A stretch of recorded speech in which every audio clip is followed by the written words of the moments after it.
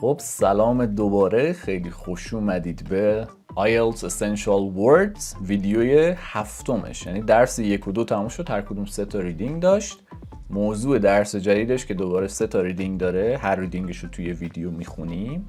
ترانسپورتیشن، 3 تا ریدینگ راجع به ترانسپورتیشن میخونیم، هر کدوم 20 تا لغت یاد میگیریم، 60 تا لغت. خیلی عمالی. بعد اینا رو مرورم میکنیم. البته شما باید مرور کنید. شاید منم بعدا یه برنامه‌ای واسه مرورش داشته باشم. تلگرام و اینستاگرام رو فالو کنید، از برنامه‌ها مطلع بشید. اونجا برنامه‌ها رو میگم، اینجا نمیگم. اگه آماده اید بریم شروع کنیم. یه لایکی بزنید که یوتیوب اینقدر ظالمانه به محتوای آموزشی داره نگاه میکنه. شما با این لایکاتون یه ذره این ظلمش رو کم کنید. بریم شروع کنیم. اوکی؟ Let's go. خب ریدینگمون راجع به first headlamps. headlamps چیه؟ همون headlight. Headlights، چراغای جلوی وسایل نقلیه رو میگم، مثل قطار و ماشین و اینا. خب اینا یه تاریخچه‌ای داشتن قبلا. خب تکنولوژی نه و الکتریسیته قبل اینکه حالا وارد این قضیه بشه، خب از آتیش و اینا استفاده میکردن. خب بعد خیلی نور خوبی نمیتونست پخش کنه، بتابونه. برای همین یه مقدار حالا برای قطارها مثلا چالشی بود. شب کم مسافرت میکردن، مثلا بارا رو شب میفرستادن، روزا پسنجرها رو میفرستادن. اون تکنولوژی به اون حد نرسیده بود. حالا میخوام راجع به همین بخونیم. اگه میخواید سوالا درک مطلب رو انجام بدید، خب بهتره که اول خودتون متن رو بخونید، سوالای درک مطلب رو بزنید، بعد بیاید نگاه کنید. اگر هم که براتون مهم نیست، بیاید ویدیو رو ببینید. اگه آماده اید بریم شروع کنیم. همسایه‌مون پارتی گرفته، امیدوارم صداش نیفته اینجا. من نویز میکروفونم رو تا حدی نویزگیریش رو فعال کردم که یه وقت صداشون نیاد. یه فرق زندگی ها رو ببینید دیگه. ما داریم درس میخونیم، داریم پارتی میکنیم. این واقعا فیر نیست، نامردیه. نوبت ما هم میرسه بچه‌ها، یادتون باشه. بریم شروع کنیم. Let's do this. Before electricity, people relied on fire as a source of light.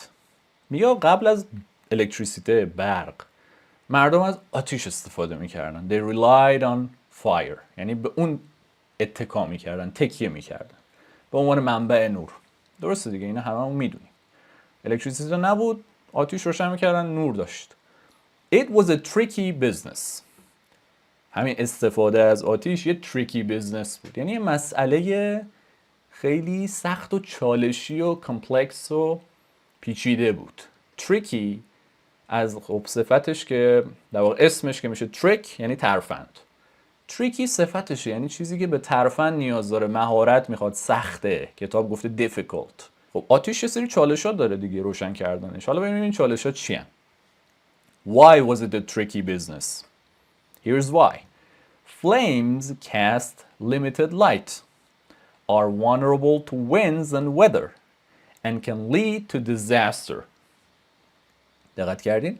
میگه شعله ها، flames، منظور همون آتیشه. cast limited light. نور محدودی رو چیکار میکنن؟ cast میکنن، یعنی میتابونن. cast light on something، یعنی به چیزی نور بتابونی. اوکی، یاد بگیرید. و دیگه چه مشکلی داشتن؟ are vulnerable to winds and weather. نسبت به بادها و آب و هوا vulnerable هستن. حدس بزنید.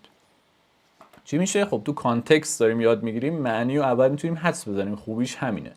مثل اینکه شما یه فیلم رو میبینی، تا تهش نگاه میکنی، تهش نفهمی هم اگه چی شد، باز برام میری یه نقدی میخونی، مفهوم فیلم رو پیدا میکنی. این شانس رو داشتی که یه بار ببینیش. ولی وقتی یهو میری دیکشنری رو باز میکنی، معنی کلمه رو میبینی، vulnerable فلان، اونجا دیگه این شانس حدس زدنه از ذهنت گرفته میشه و یه مرحله از یادگیری رو انگار رعایت نکردی. ببین میگه are vulnerable to winds، یعنی نسبت به باد و اینا چی بودن؟ آسیب پذیر یا ضعیف. کتاب گفته weak. یا یه معنی دیگه هم براش گفته، ببینم، without defense، بدون دفاع، که همون آسیب پذیر که گفتم. یعنی آقا باد میزد، آب و هوا بد بود، خاموش میشدن. یکی از disadvantage‌هاشون بود. And another one, and can lead to disaster، و میتونن موجب disaster بشن. اینجا یعنی چی؟ disaster میدونید که یک وایب منفی الان بهتون داد دیگه، اصلا از اسمش هم معلومه. disaster، یه اتفاق خیلی وحشتناک. a terrible event میشه disaster. صفتش میشه disastrous. یه OUS تهش میگیره، این ایه رو هم نداره دیگه. disastrous. اوکی. Making fire portable and dependable was so difficult that lights on moving vehicles were hardly ever considered. میگه این که بخوای آتیش رو پورتبل کنی یعنی قابل هم easy to carry، قابل حملش کنی. واسه وسایل نقلیه نیازه دیگه، باید نوره باشه. آتیش رو قابل هم کنی و dependable یعنی reliable کنی، قابل اطمینان. اینقدر سخت بود که چراغا توی وسایل نقلیه در حال حرکت اصلا در نظر گرفته نمیشد. were hardly ever considered. چرا؟ چون پورتبل کردنش سخت بود، قابل حمل کردنش سخت بود، در نظر گرفته نمیشد. hardly ever بچه‌ها یعنی almost never، تقریبا هیچ وقت در نظر گرفته نمیشد. اوکی، این پاراگراف بعدی. The early trains، اولین قطارها traveled only during the day، فقط تو روز میرفتن میومدن. The tracks were too dangerous during the dark of night and passengers wanted to see where they were traveling anyway. خب دو تا مسئله بود. یکی این که مسیرها، ترک ها، راههایی که قطار میرفت خیلی توی تاریکی شب خطرناک بود. During the dark of night، در طول تاریکی شب. همین که مسافرها می‌خواستن ببینن اصلا کجا دارن مسافرت میکنن، کجا دارن سفر میکنن. Passengers یعنی مسافرها دیگه. حالا in the late 1830s what happened? Railroad traffic became heavy enough for freight trains to delay passenger trains. Railroad traffic یعنی ترافیک در واقع ریلی اینقدر زیاد شد برای چیا؟ برای freight trains. freight یعنی بار بچه، اون کارگویی که حالا مثلا قطار میبره یا یه کشتی میبره، به اون بارا هست که رو قطار هست، اون قطارهای حمل بار میگن freight train. freight یعنی بار. خب میگه اینا انقدر زیاد شدن که پسنجر ترین ها تأخیر میخوردن، دیلی داشتن. حالا برای اینکه این مشکل رو ازش حلش بکنن، در واقع to avoid these delays، بخوای اینو حل بکنن، دوری کنن از این مشکل، این شرکت های ریل رود اومدن فریت ترین ها رو شبا راه انداختن. گفتن شما شبا برید، قطارهای بار شبا برن، پسنجرها روزا برن. Horatio Allen's 1831 innovation, the track illuminator, was suddenly in demand. خب آقای هوریشو آلن یه اینویشن داشت تو سال 1831. اینویشن یعنی نوآوری. کسی که نوآوری میکنه یا نوآور میشه innovator. صفتش نوآورانه میشه innovative. دوتاش تلفظهای مختلف. یه نوآوری داشت، اینویشن داشت. چی بود؟ The track illuminator. illuminate بچه‌ها یعنی اینکه روشن کردن جای، نور انداختن، روشن کردن. illuminate. حالا illuminator چیه؟ یعنی روشن کننده. چراغ ترک، چراغ مسیر یا روشن کننده مسیر که اینویشن این آقا بود was suddenly in demand. یهویی تقاضا براش زیاد شد. It was a... حالا چی بوده؟ اون track illuminator چی بوده؟ واسه قطار بوده بچه. It was a pile of pine knots burning in an iron grate that sat in a box of sand on a platform car. این بوده. یه پلتفرم کار یعنی واگن بدون لبه. این واگن‌های قطار هستن که پیداست کلن، یعنی لبه نداره. box of sand بود، شن بود که روش یه iron grate میذاشتن. یک حالا چارچوب فلزی، چارچوب آهنی میذاشتن. بعد a pile of pine knots، یک قسمتی از چوب درخت کاج که حالا سخت‌تر و به صورت برآمده هست که بهش میگیم knots. pine knots. اینو میذاشتن اونجا، اون میسوخت و روشن میکرد مسیر رو. روی پلتفرم کار که گفتیم همون واگن بدون لبه است. این میومد جلوی لوکوموتیو قرار میگرفت. لوکوموتیو موتور قطاره، اون قسمت جلوی قطار که میکشونه، نیرو میده که قطار رو با خودش بکشونه. میگه the car was pushed ahead of the locomotive. یعنی هل داده میشد توسط لوکوموتیو. جلوی لوکوموتیو بود و روشن میکرد. The illuminator did not cast much light. خیلی نور تولید نمیکرد. نور نمیتابوند. cast. But it warned of the approaching train and was the best technology available. اون قطاری که داشت میومد و بهش هشدار میداد، خب زیاد نور منعکس نمیکرد، یعنی نمیتابون، ولی به اون قطار هشدار میداد و بهترین تکنولوژی موجود بود. خب میریم پاراگراف بعدی، پاراگراف C. In 1841 some trains used an oil lamp backed by a curved reflector.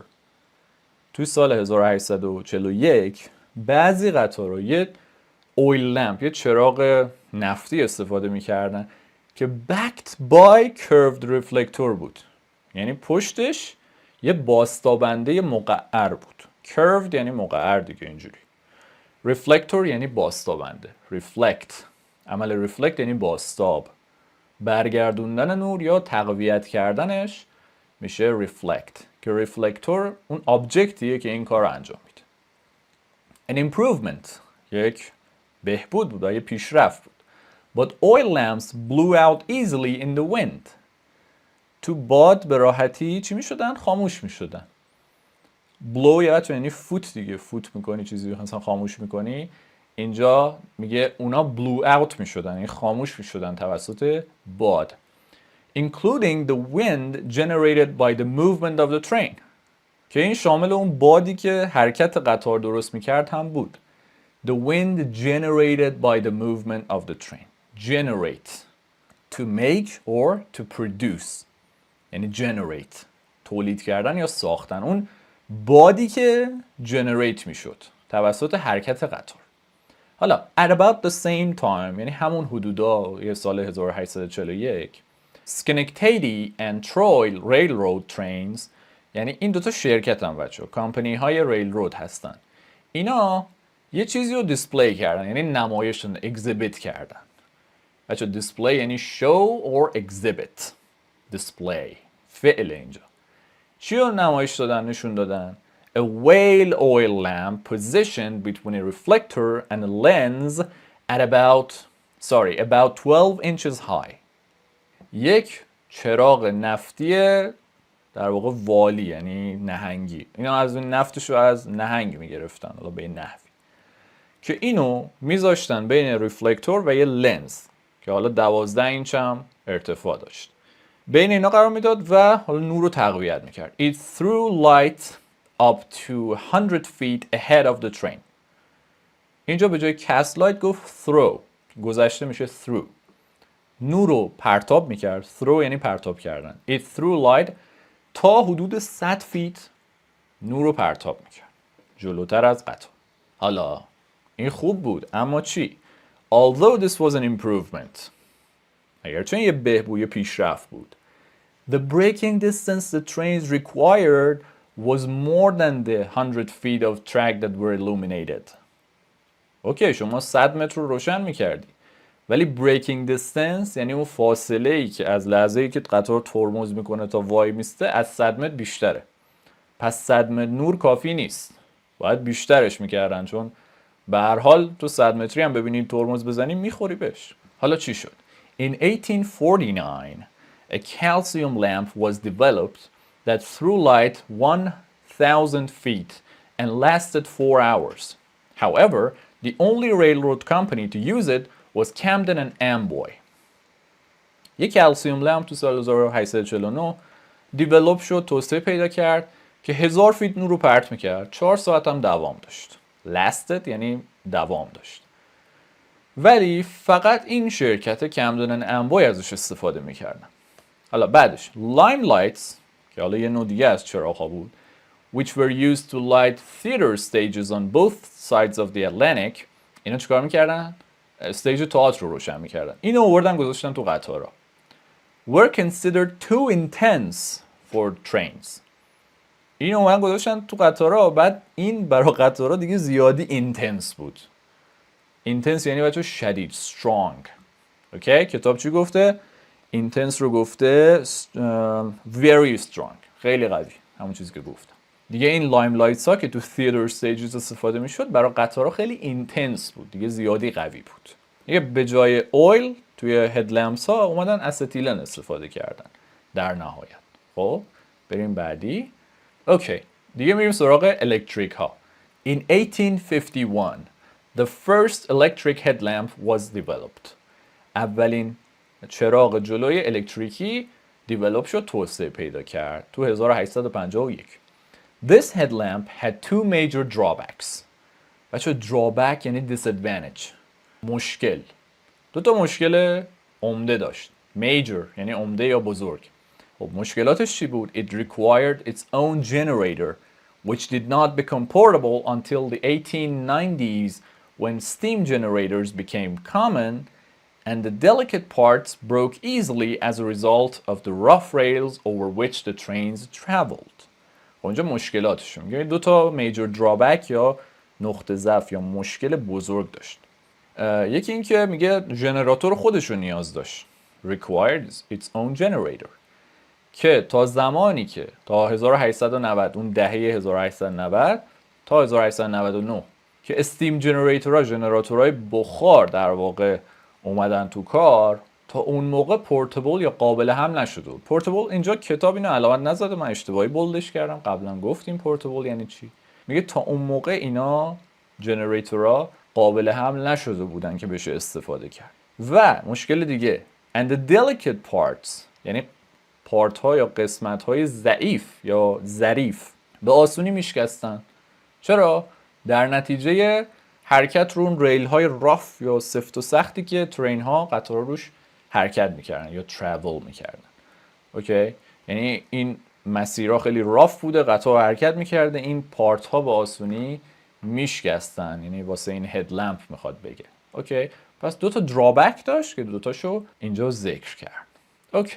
قسمت بعدی میگه Russia ran the first train equipped with a battery powered electric headlamp. خب یه هدلمپی داشتیم الکتریکی بود، برقی کار میکرد ولی battery powered بود، یعنی با باتری کار میکرد. میگه روسیه اولین قطاری رو در واقع استفاده کرد که مجهز شده بود. equipped اینجا فعل equip رو داریم یعنی مجهز کردن، که اینجا میگیم مجهز شده بود اون قطار. equipped with equipment اسمشه یعنی تجهیزات. gym equipment تجهیزات باشگاه. اوکی.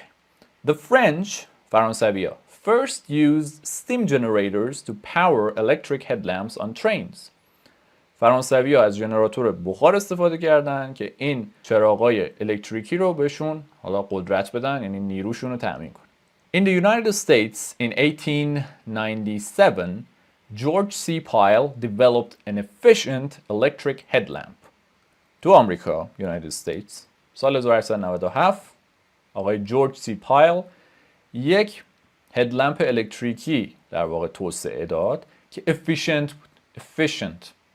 efficient بچه معنیش یعنی waste نداریم، بازده بالا داره، wasteش کمه یا اصلا waste نداره. این فرق efficient و effective رو result تمرکز داره، یعنی مؤثر، تأثیر خوبی میذاره یا نتیجه خوبی داره. efficient مترادف effective نیست. efficient یعنی بازده خوبی داره، waste کمی داره، یعنی هدر رفت انرژی یا چیزای دیگهش کمه. به میگیم efficient. خب یه efficient headlamp درست کرد که الکتریکی بود. By 1916 federal law required trains to have electric headlamps.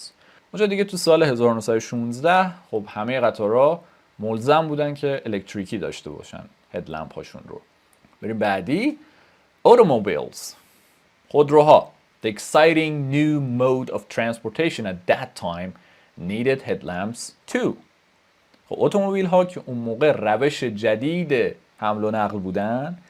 The exciting new mode of transportation. Mode اینجا یعنی method، روش. Mode of transportation روش حمل و نقل. خب روش حمل و نقل جدید و exciting هیجان انگیزی بودن اون موقع. Mode method. Okay?